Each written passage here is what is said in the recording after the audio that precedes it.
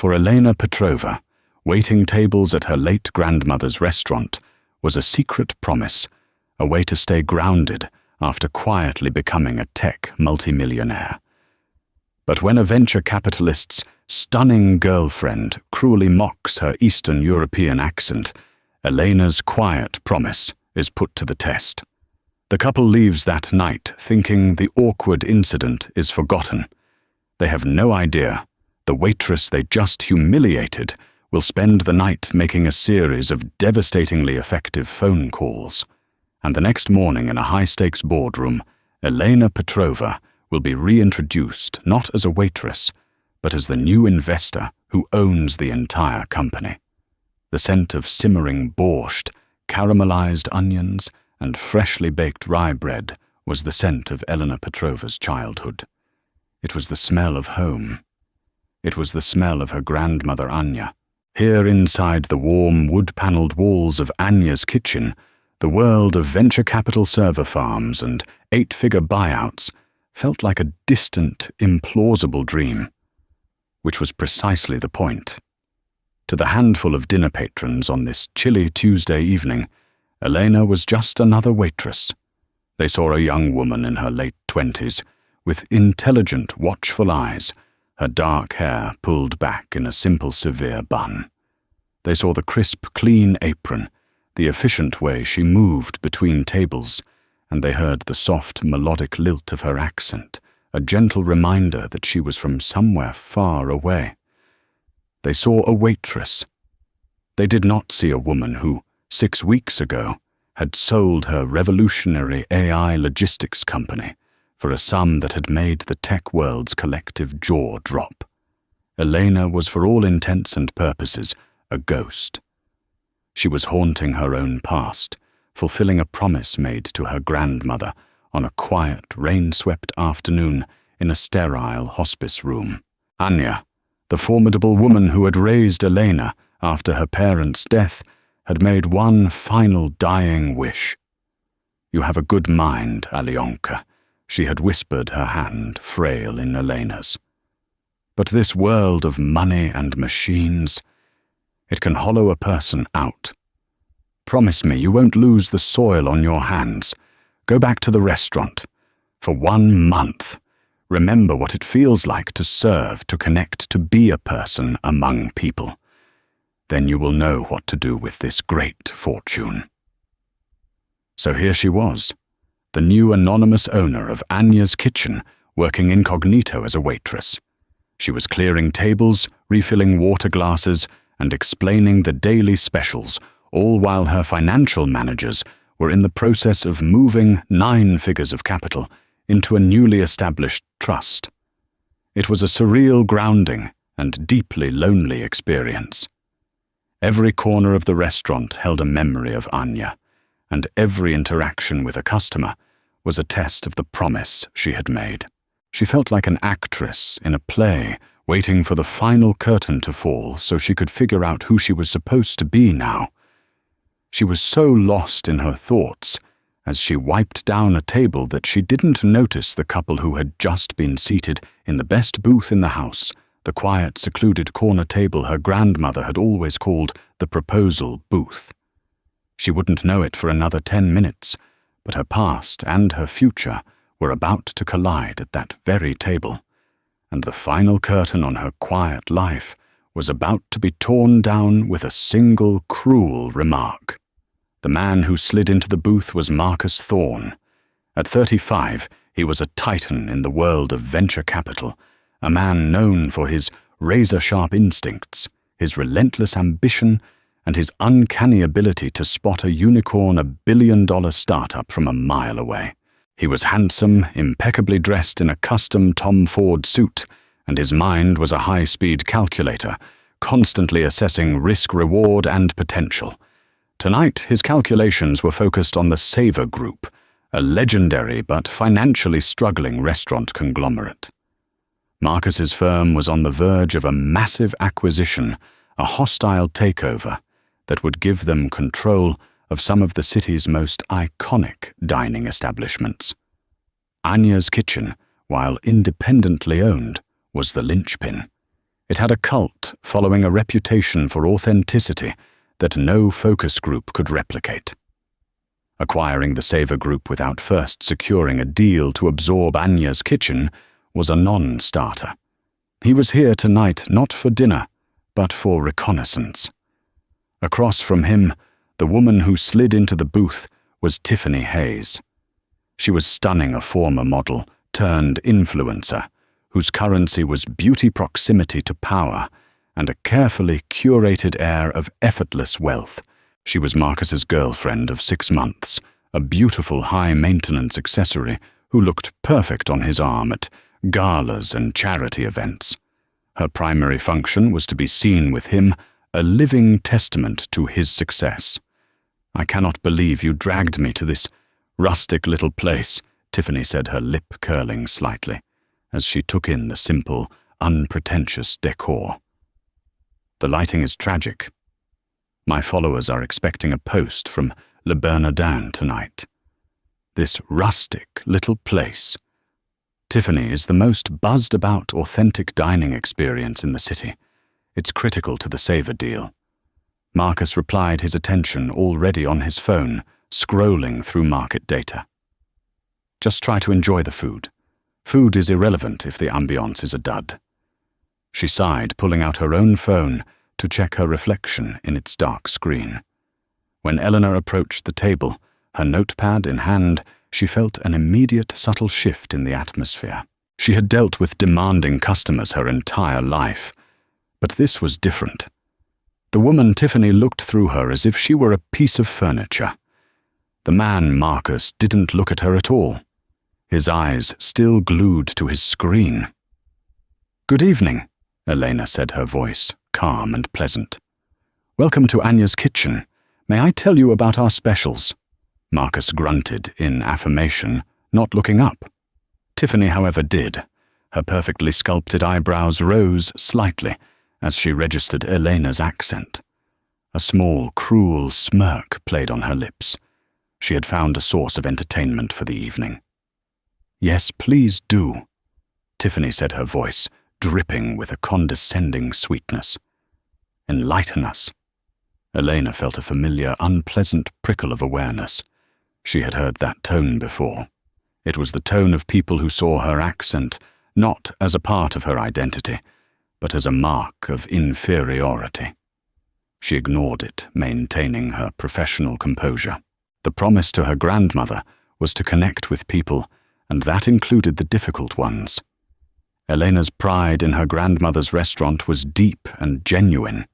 She didn't just recite the specials, she told their stories. She described the sourcing of the root vegetables for the borscht from a small local farm, the 72-hour process for the slow braised lamb shank, and finally, she spoke of the dish that was her grandmother's masterpiece. "And our final special this evening is a particular favorite," Elena said, her voice warming with genuine passion. "It is serniki. They are traditional cheese pancakes made from farmer's cheese, served with a sour cream from a local dairy, and my grandmother's own rose-hip jam. It is a very simple dish, but it is from our home. It reminds one of a warm kitchen on a cold morning." She had shared this small piece of her heart, a sensory memory of her grandmother, with hundreds of customers. Most were charmed by it. Tiffany Hayes was not. Serniki, Tiffany repeated, deliberately butchering the pronunciation. She let out a short, sharp, theatrical laugh. "My goodness, what a positively peasant dish. You can take the girl out of wherever it is you're from, but you can't take the, well, you know." The insult was as stunning as it was unprovoked. Elena felt the blood drain from her face. It was a direct, contemptuous dismissal of her heritage, of her grandmother's memory, of everything this restaurant stood for. Marcus finally looked up from his phone, annoyed by the interruption. He had only half heard the exchange, but he registered the tension. "Tiffany, be nice," he said, with a dismissive wave of his hand, as if shushing a misbehaving child. He turned his attention back to his screen, a critical email having just arrived. His dismissal was in its own way more painful than Tiffany's cruelty. He hadn't even truly heard it. To him, it was just background noise, his girlfriend being her usual difficult self.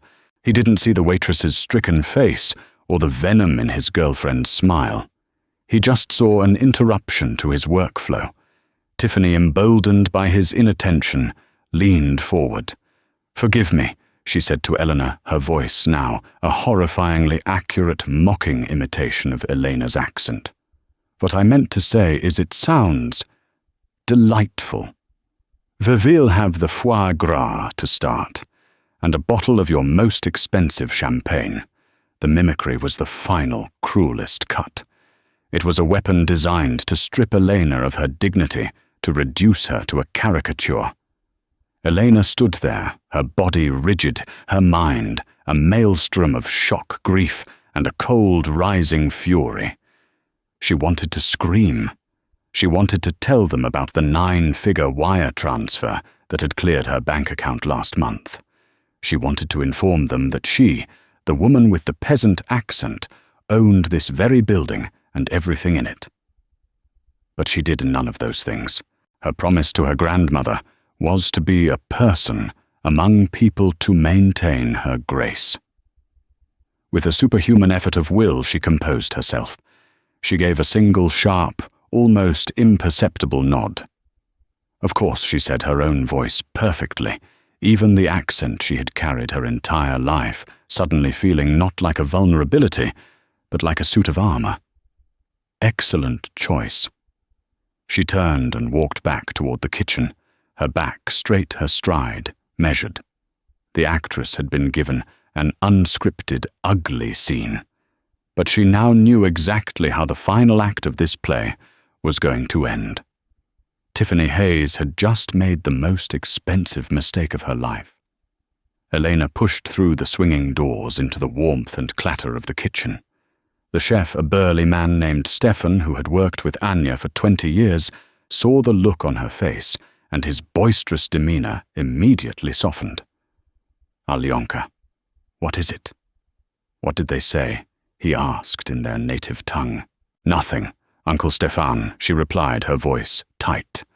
They said nothing of consequence, but her hands were shaking. Not from fear, but from a rage, so cold and so clear, it felt like a physical object inside her. The insult had been a lit match, tossed into a room filled with the gasoline of her grief and the disorienting stress of her new life. The resulting explosion was not hot, but cold. It was a calculated, crystalline fury. She had been trying to decide what to do with her vast new fortune. She had considered endowments, charities, perhaps even starting a new tech venture. But in that moment, Tiffany Hayes and the obliviously complicit Marcus Thorne had made the decision for her. She now had a purpose. It was not just about honoring her grandmother's memory. It was about protecting it. She excused herself from the floor for a moment, retreating to the tiny, cramped office at the back of the restaurant. It still smelled faintly of her grandmother's lavender perfume. She took out her sleek, encrypted smartphone, the one object that connected her to her other life. Her first call was to her financial advisor in Zurich, a man named Mr. Dubois.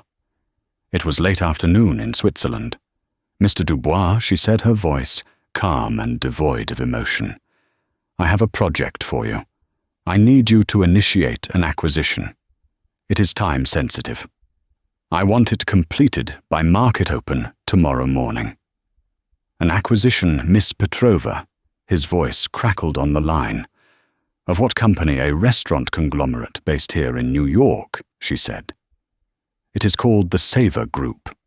I believe it is currently the target of a hostile takeover by a VC firm. I want you to bypass them. Make the board an offer they cannot refuse. Use the funds from the Polaris Trust.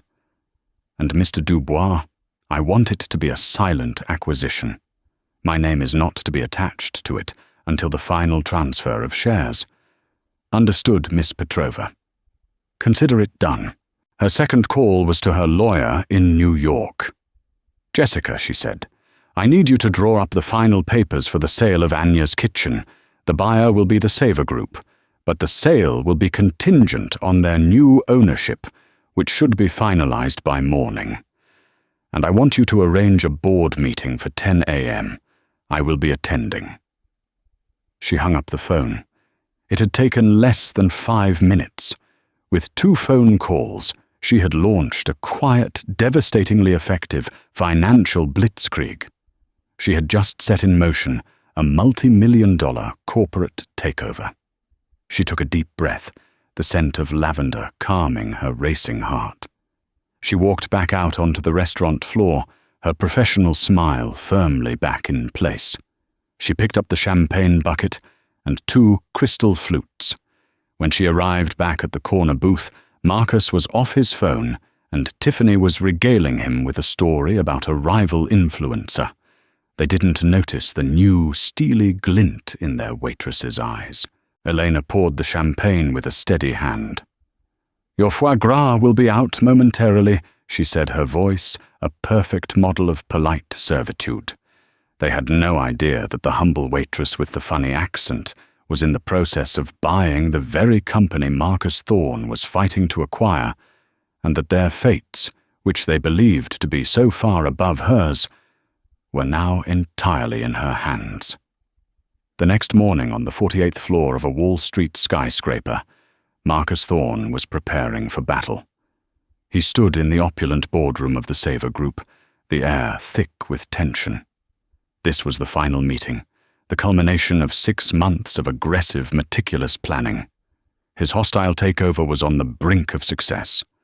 All that was left was the final, formal vote from the board of directors. He was confident. He had the votes, he had the capital, and he had the vision. He would absorb the Saver Group, streamline its operations, and use the authentic charm of soon-to-be-acquired jewels like Anya's kitchen to revitalize the entire brand. The Saver Group's CEO, a weary, defeated-looking man named Richard Sterling, cleared his throat. "Before we begin the vote," he announced, his voice heavy, "I have an extraordinary development to report." Marcus felt a prickle of annoyance. He hated last-minute surprises. As of 8:30 this morning, Sterling continued looking down at a memo with an expression of sheer disbelief, a controlling interest in the Saver Group. 55% of all outstanding shares was acquired by a private anonymous trust based in Switzerland. The boardroom erupted in stunned whispers. Marcus felt his blood run cold. An anonymous trust, it was impossible. He had done his due diligence. No other major players were supposed to be in on this deal. "What does that mean?" he demanded, his voice sharp. "It means," Sterling said, a grim smile touching his lips, "that your takeover is no longer a given. This new majority shareholder has the power to veto any sale. They have in effect become our new boss, and they have requested to join this meeting." Marcus was blindsided, furious. Who had outmaneuvered him? He ran through a mental list of his rivals, corporate raiders, sovereign wealth funds. He had been so focused on the Saver Board that he had failed to protect his flank. Just then, the boardroom doors opened. Richard Sterling stood. "Ladies and gentlemen," he said, his voice filled with a new and unexpected deference, "please allow me to introduce the representative of the Polaris Trust, your new majority shareholder, Miss Elena Petrova." The name meant nothing to Marcus. He turned, his eyes narrowed, ready to face his new, unseen enemy. In walked the waitress. She was not the humble apron-clad woman from the night before. This Elena Petrova was dressed in a razor-sharp, dark grey Armani suit, her hair styled in a sleek, elegant chignon. She carried a slim leather portfolio and moved with the quiet, unshakable confidence of someone who owned the room, which Marcus realized with a sickening jolt she now did. His mind struggled to process the reality of what he was seeing. It was a glitch in the matrix, a surreal, impossible collision of his two worlds. The waitress from the rustic little place was here in the heart of Wall Street, being introduced as the ghost who had just torpedoed his entire deal. Elena's gaze swept across the boardroom, calm and appraising. Her eyes finally landed on Marcus. She gave him a small, cool, almost imperceptible smile. It was a smile that held no warmth, only the chilling acknowledgement of a secret shared. At that exact moment, as if on cue, the doors opened again. This time, it was Tiffany Hayes making a grand entrance. She had planned to surprise Marcus to be there for his moment of triumph. She was holding 2 celebratory glasses of champagne, a triumphant grin on her face. "Darling," she trilled, "I'm here to toast to your new empire." Her smile froze. Her eyes darted from a pale, shell-shocked Marcus to the woman standing at the head of the table. She saw the suit, the power, the unmistakable air of command, and then, with a dawning horror that drained all the color from her face, she recognized the waitress. The silence in the boardroom was absolute, broken only by the faint, horrified gasp that escaped Tiffany's lips. The 2 champagne flutes slipped from her nerveless fingers, shattering on the marble floor with a crash that echoed the complete implosion of her world. Elena Petrova didn't even flinch. She simply looked at Tiffany, her expression one of utter, dismissive calm, before turning her attention back to the matter at hand. "Mr. Sterling, please have someone attend to that," she said, her voice resonating with a quiet authority that was more powerful than any shout. The accent was still there, the same soft, melodic lilt from the night before. But now in this context, it was no longer a marker of a peasant. It was the sound of international wealth, of global power. A flustered assistant rushed to clean up the mess, ushering the mortified, babbling Tiffany out of the boardroom. The doors closed, sealing Marcus in his own personal nightmare. Elena took her seat at the head of the table, the seat that Marcus had assumed would be his. She opened her portfolio and addressed the room. "Good morning, ladies and gentlemen," she began.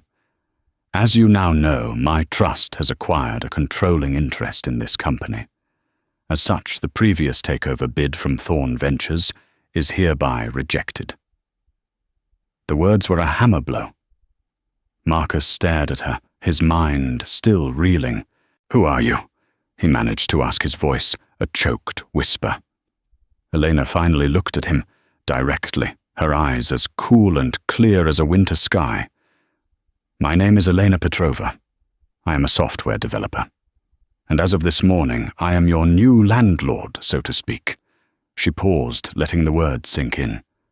"But you and I have met before, Mr. Thorne. Last night, at Anya's kitchen, I was your waitress." A wave of comprehension so profound it was almost sickening washed over Marcus. The accent, the specials, the cruel, mocking imitation from Tiffany, his own dismissiveness. It all clicked into place. This wasn't a random corporate maneuver. This was personal. This was a direct, calculated consequence of what had happened in that restaurant. "The restaurant," he stammered. "Anya's kitchen was my grandmother's," Elena said, her voice losing a fraction of its coolness and gaining a steely edge of emotion. "She built it from nothing. It is the only thing she left me that truly matters. I learned recently that it was a key part of your acquisition strategy. I couldn't allow it, or my grandmother's legacy, to fall into the hands of someone who demonstrates such poor judgment." The insult was clear, a direct reference to the woman he had brought into her home, his girlfriend, Tiffany. He began a desperate need to explain, to apologize, rising in him. "Your companion's behavior last night was illuminating." Elena cut him off, her voice devoid of all emotion. "She judged me based on my accent and my apron. She assumed I was beneath her. You didn't even notice. Perhaps that is worse. You were so focused on your deal on your phone that you were blind to the ugliness sitting right beside you. That is not a quality I look for in a business partner. The karma of the moment was swift and brutal. Marcus Thorne, the venture capital titan, the master of the universe, was being dressed down, his character assessed and found wanting, by the very waitress his girlfriend had tried to humiliate. He felt a hot flush of shame so intense it was almost dizzying. He hadn't just misjudged a situation, he had fundamentally misjudged a person, and it was about to cost him the biggest deal of his career. The bill for last night's dinner had finally arrived, and the price was astronomical. The boardroom was Elena's stage, and she was in complete control. She laid out her vision for the Savor Group with a calm, surgical precision that left the seasoned board members in awe. She spoke of revitalizing the brand, not by ruthless cost-cutting, but by investing in the core principles her grandmother had taught her: quality, authenticity, and respect for the people who do the work. She announced that Anya's kitchen would not be absorbed, but would instead become the new model, the center for culinary excellence for the entire conglomerate. Marcus Thorne could only sit and watch a spectator at the dismantling of his own ambitions. Every word she spoke was a testament to the brilliant, formidable woman he had failed to see the night before. His shame was a physical weight, a crushing realization of his own profound failure of perception. He hadn't just been blind. He had been willingly blind. When the meeting concluded, the board members, buzzing with a new and unexpected optimism, filed out of the room.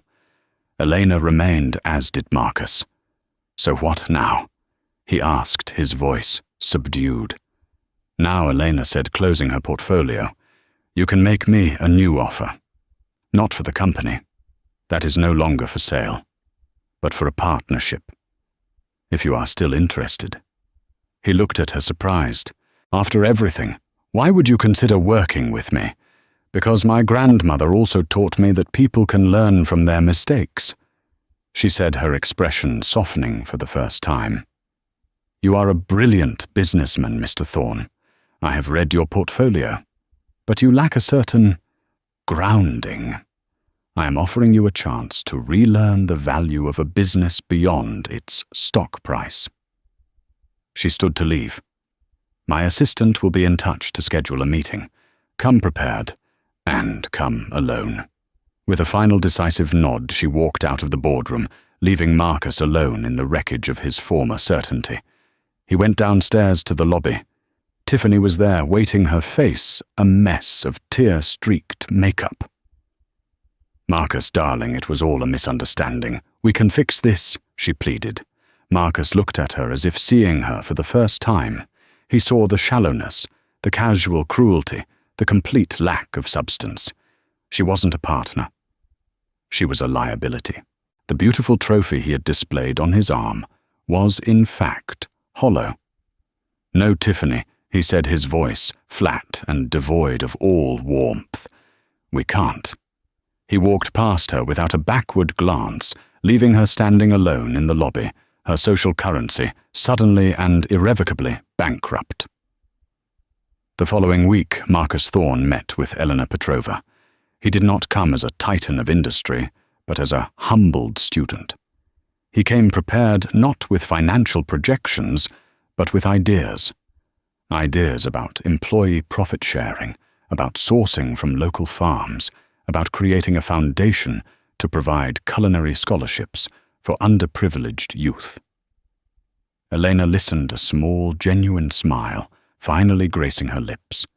She had not just bought a company. She had initiated a change in a man. Her promise to her grandmother had been to stay grounded, to be a person among people. In the end, she had done more than that. She had used her fortune not just to protect her grandmother's legacy, but to infuse its values of dignity and respect into the very heart of the world that had threatened to forget them. The waitress from Anya's kitchen had not just become an investor. She had become the proprietor of a new, more compassionate way of doing business. The months following the dramatic boardroom showdown were a period of seismic change for the Savor Group and for Marcus Thorne. True to her word, Elena did not oust him. Instead, she created a new challenging role for him, CEO of the newly restructured company, reporting directly to her as chairwoman. It was a power dynamic that left the financial world reeling, and Marcus himself in a state of constant humbling recalibration. The alliance was uneasy. Elena, grounded in the values of her grandmother's kitchen, approached the business from the bottom up. She believed a restaurant's soul resided in its staff, its local suppliers, and its connection to the community. She spent her first few months not in the boardroom, but in the kitchens of the Savor Group's various restaurants, talking to chefs, busboys, and dishwashers, learning their names and their stories. Marcus, conversely, was a creature of the top-down approach. His genius was in identifying market trends, optimizing supply chains, and reading a balance sheet like a chess master reads the board. He was used to making decisive, unsentimental cuts to maximize profit. Now every strategic decision had to be filtered through Elena's people-first philosophy. Their first major crisis came in the form of the Parisian, a once legendary French restaurant in the Savor portfolio. It had been a bastion of classic haute cuisine for 50 years, but it was now a financial black hole. Its clientele had aged, its decor was faded, and its notoriously stubborn head chef, a culinary legend named Jean-Pierre Dubois, refused to modernize the menu. Marcus's analysis was brutal and efficient.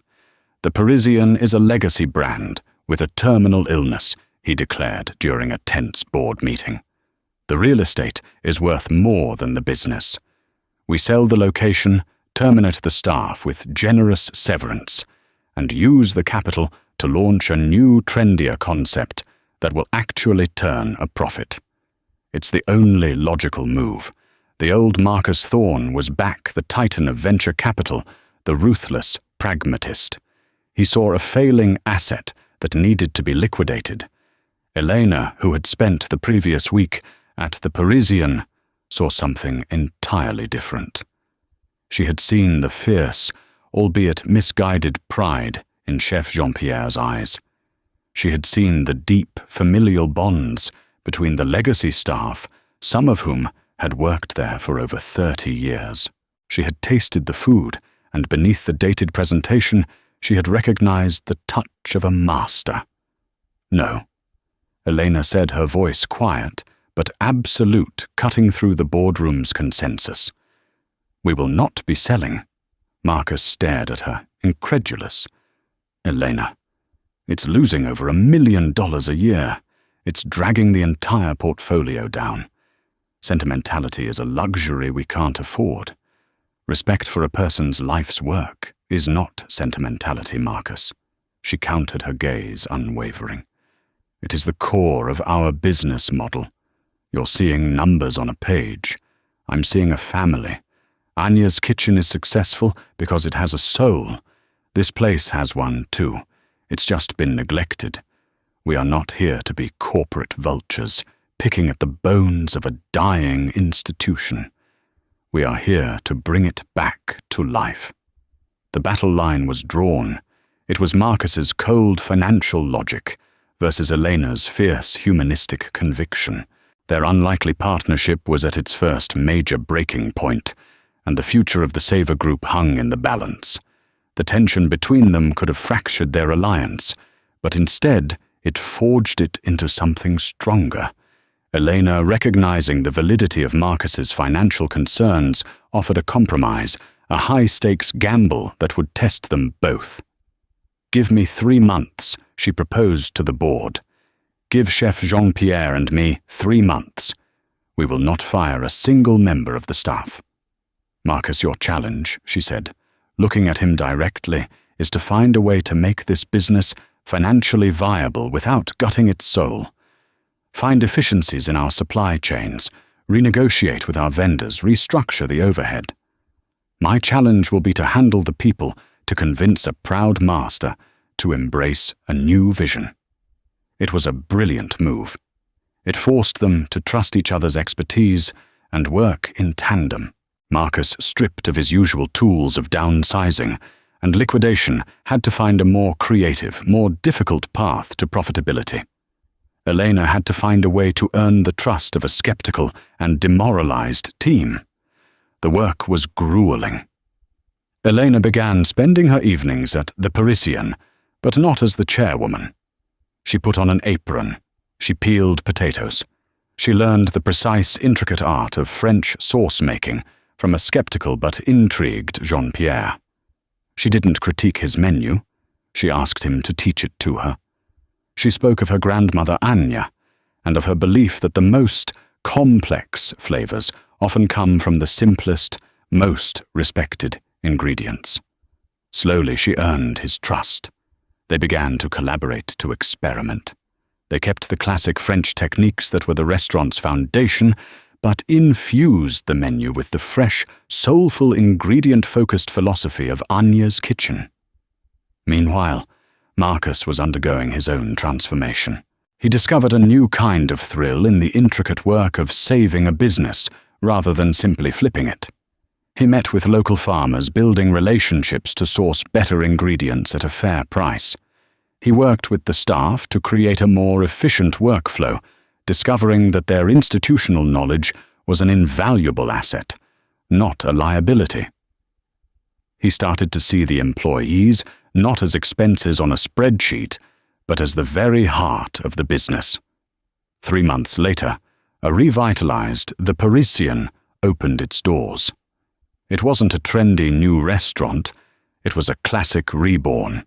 The dining room was packed, buzzing with a new energy. The food was a breathtaking fusion of old-world technique and new-world soul. Late that night, after the last customer had departed, Elena and Marcus stood together in the bustling, happy kitchen. Chef Jean-Pierre, his face beaming with a pride he hadn't felt in years, raised a glass of champagne to them. "To the new recipe for success," he declared. Marcus watched the re-energized staff, a sense of deep, unfamiliar satisfaction settling over him.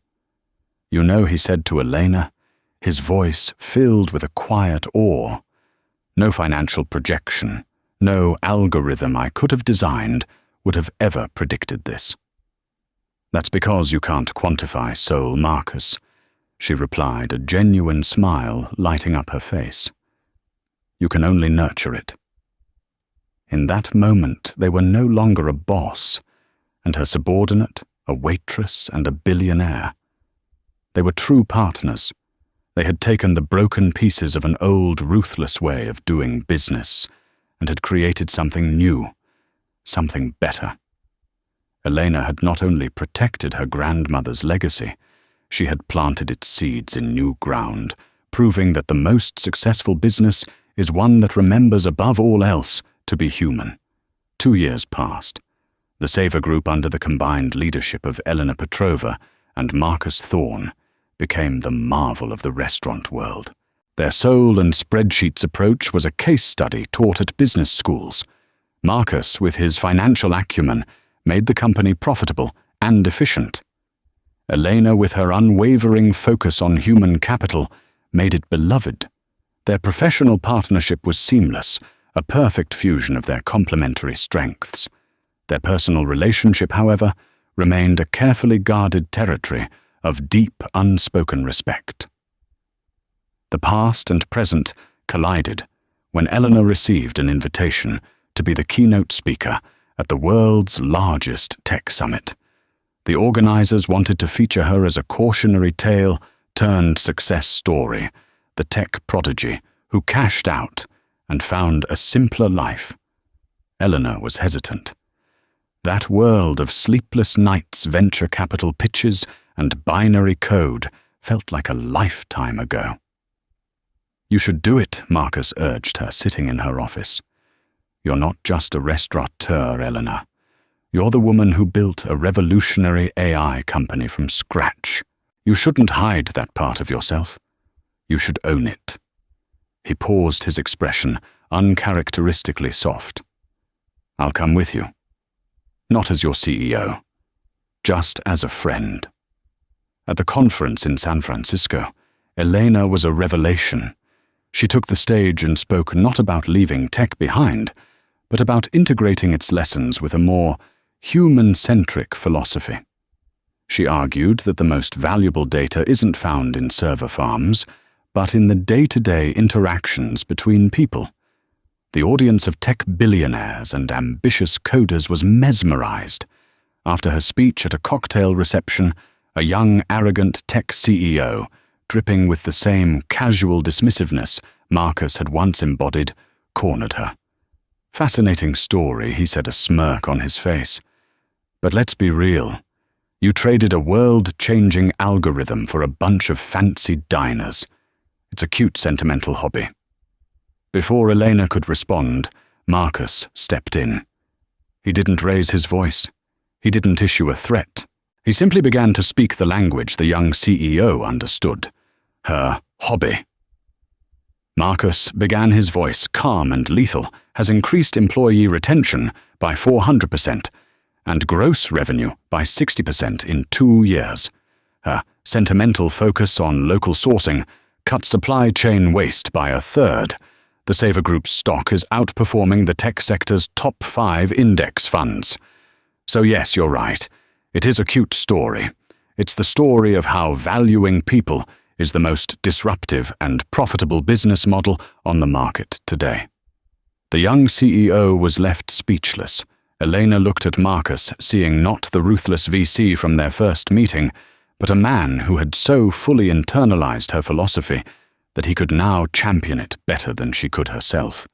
He had defended her, not just her business, with a passion that went far beyond his duties as CEO. That evening, the carefully maintained professional barrier between them finally dissolved. Over dinner, at a quiet, unpretentious restaurant, he had chosen one he knew she would appreciate. They talked for hours, not as chairwoman and CEO, but as two people who had profoundly reshaped each other's lives. My relationship with Tiffany. It was a transaction, Marcus admitted, staring into his wine glass. It was about image, about having the right accessory. I never knew what a real partnership looked like. Not until I started working for you. He looked up, his eyes meeting hers, all pretense stripped away. You, Elena, are the best investment I never made, and I regret it every day. Elena felt a warmth spread through her chest, a feeling she had long suppressed. Her promise to her grandmother had been about staying grounded, about connecting with people. She had never expected that the deepest connection she would make would be with the one man who had once been so blind to her. Perhaps, she said, a small, genuine smile gracing her lips, "It's not too late to renegotiate the terms of our partnership." Their new partnership, both personal and professional, felt like the final missing ingredient.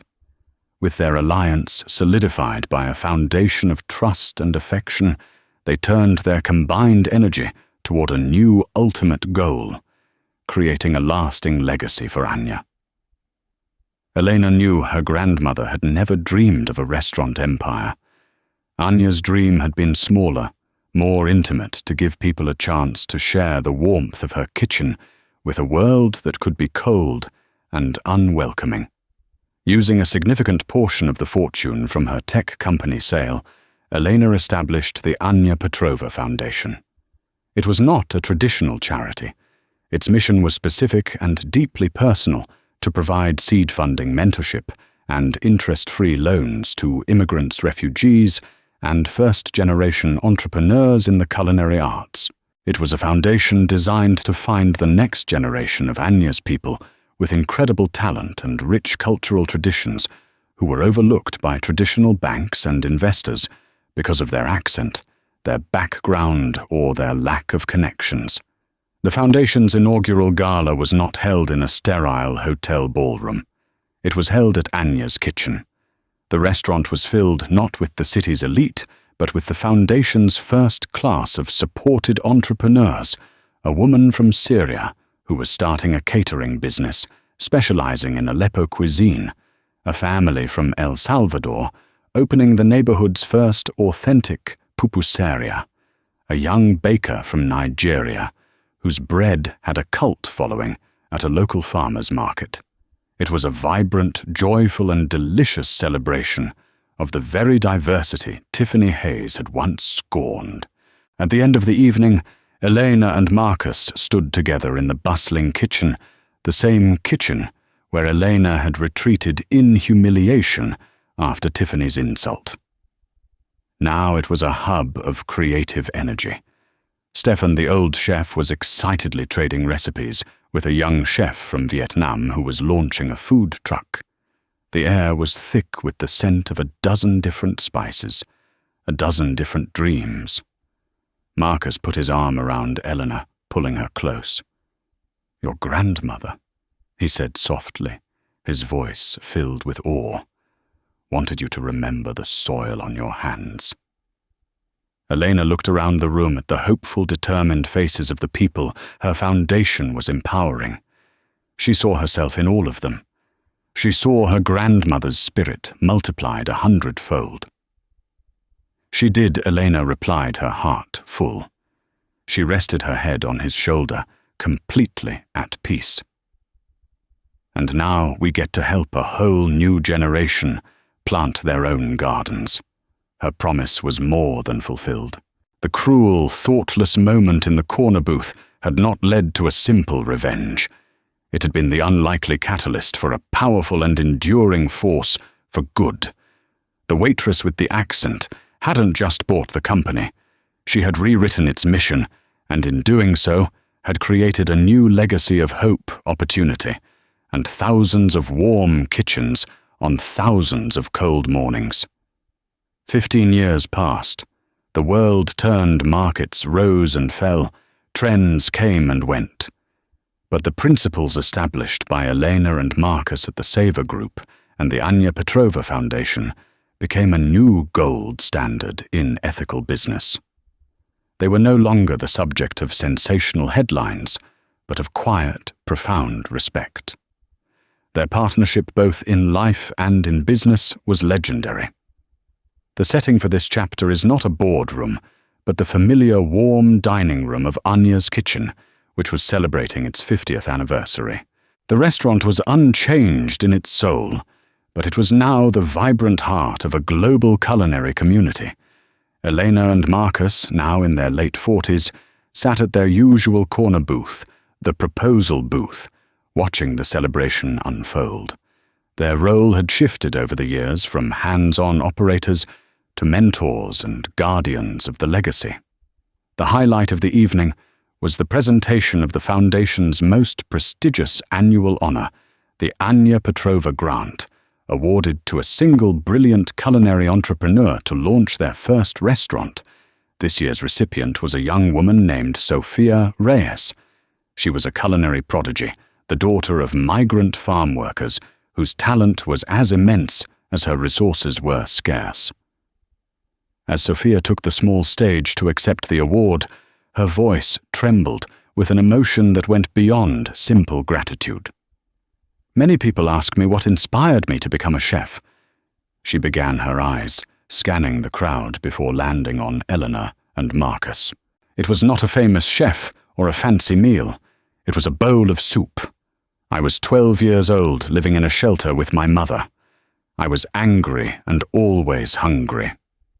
One evening, a van pulled up from a program called Savor Serves, and they gave out free hot meals. It was a simple lentil soup." She paused, taking a deep breath. "But it was the best thing I had ever tasted. It was rich and warm, and it didn't taste like charity. It tasted like respect, like someone believed I was worthy of a good meal." She looked directly at Elena.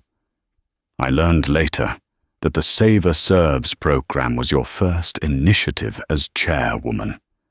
That meal didn't just feed me for a night. It ignited a fire in me. It taught me that food isn't just fuel. It's a way to tell someone they matter." The room was silent, captivated.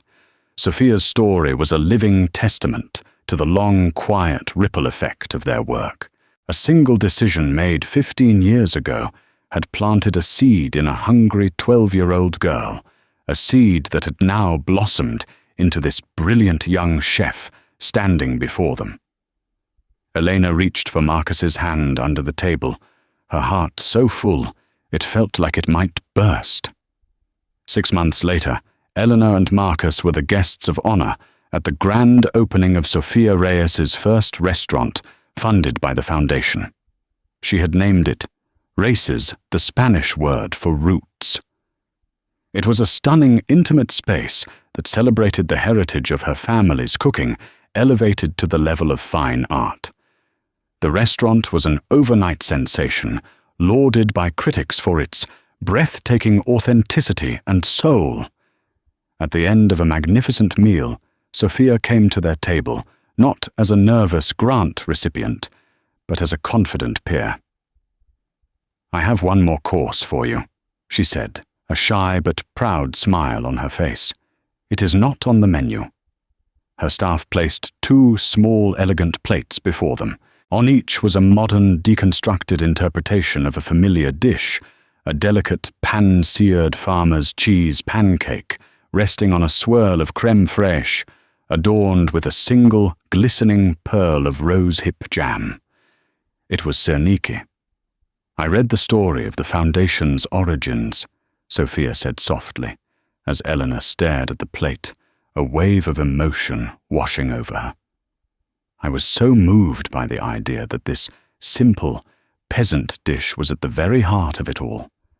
A dish that was a source of pride, a symbol of a legacy. This is my tribute to that legacy. To Anya." Eleanor picked up her fork, her eyes shining with tears. The memory of Tiffany Hayes's cruel, mocking voice was now a distant, powerless echo from another lifetime. It had been completely and beautifully vanquished by this act of honor and respect from a new generation. The insult had been redeemed, transformed into an inspiration. She took a bite. It tasted of the past and the future of tradition and innovation. It tasted of victory. She looked across the table at Marcus, the man who had grown with her, who had championed her vision and shared her life. He was smiling, his love for her evident in his gaze. She looked around the beautiful, bustling restaurant, a dream born from a bowl of soup, which was itself a legacy of a single act of kindness in a humble kitchen. Her promise to her grandmother had been fulfilled beyond anything she could have imagined. Anya's legacy wasn't just preserved in one restaurant. It was alive, growing and bearing fruit in new gardens all over the city.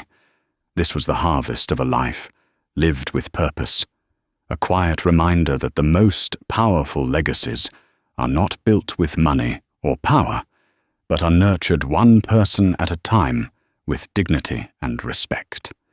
Elena Petrova's story is a powerful reminder that a person's worth is not defined by their job, their accent, or the clothes they wear.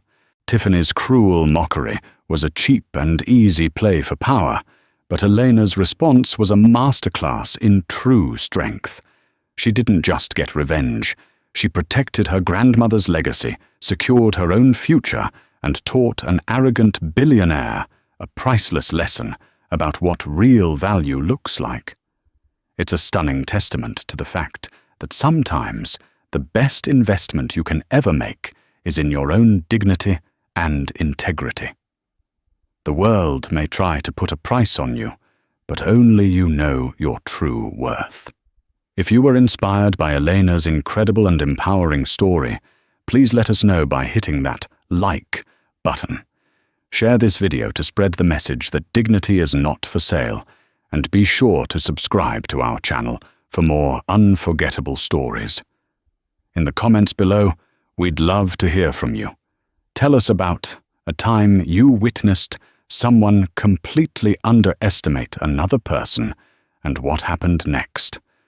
Thank you for watching.